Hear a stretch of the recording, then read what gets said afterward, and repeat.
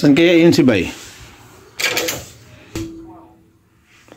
Baka may kasabihan yun si Bay. Uy, may NBA pa oh. Philadelphia versus New York. Baka nandito. Ay, wala. Bay! Bay! Baka may kasabihan na naman yun. Bay! Uy! Ano ba yan? Bibihis ng tao eh. Ang tama Bay, nandiyan ka pala. Oh, baka may kasabihan ka dyan Bay. Kasabihan? Oo, kasabihan lang. Tagal-tagal na natin hindi nagkaroon ng kasabihan Bay eh. Ah, tamang-tama ba yung pagdating mo? Oo, kasi may nakita ako sa Facebook kanina lang.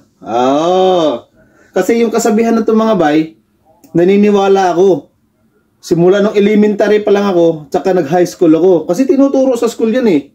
Pero ngayon mga Bay, hindi na ako naniniwala sa kasabihan na to. Oh, bakit hindi ka naniniwala dyan Bay? Oo, kasi ang kasabihan na itong mga Bay, sabi nila noon, ang taong hindi marunong lumingon sa pinanggalingan ay mas masahol pa sa malansang isda. Hindi ako naniniwala dun Bay. Oh, bakit nung lumingon ako sa aking pinanggalingan? Amoy isda pa rin naman ako eh. Wala namang nagbago. Lumingon ako sa pinanggalingan ko noon ha. Oh, but ano ba trabaho mo dati? Dati? Mangingisda.